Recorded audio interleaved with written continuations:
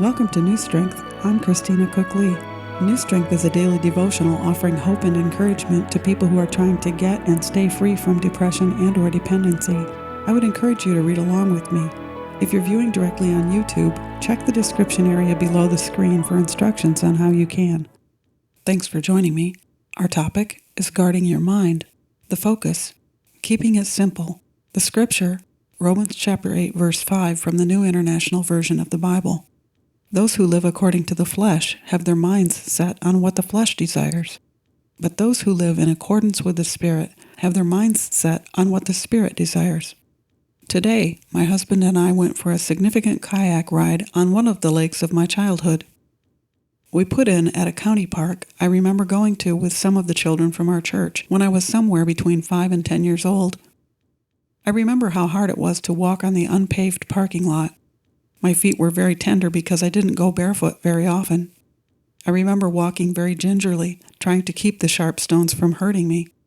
I don't remember much about the water or who in particular was part of the group, just that it was hard for me to walk without my shoes on.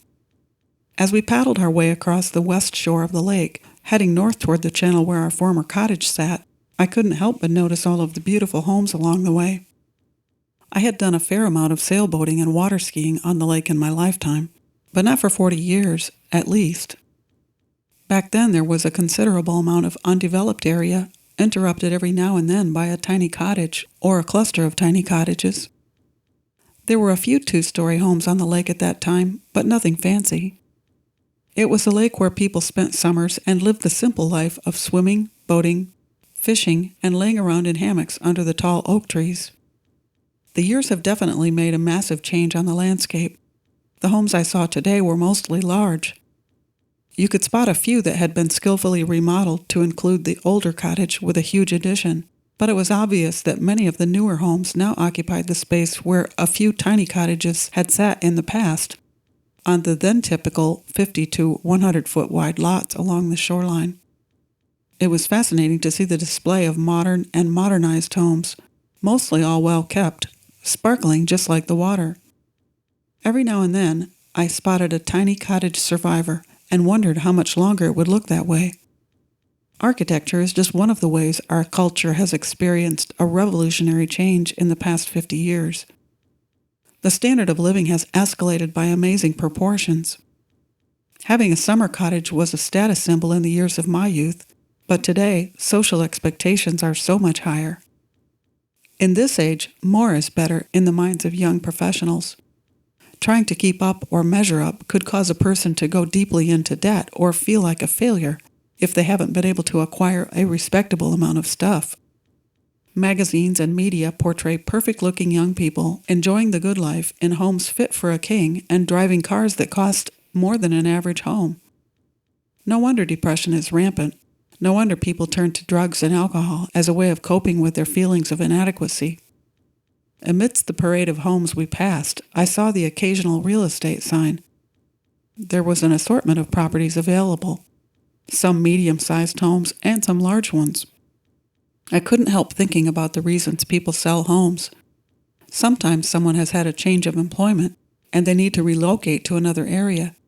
Other times, someone has passed away and the house has to be sold to satisfy the ones who have inherited the estate. There may also be the case where someone started out in a small house they have now outgrown. And there could be the house that became too big when the children grew up and moved away.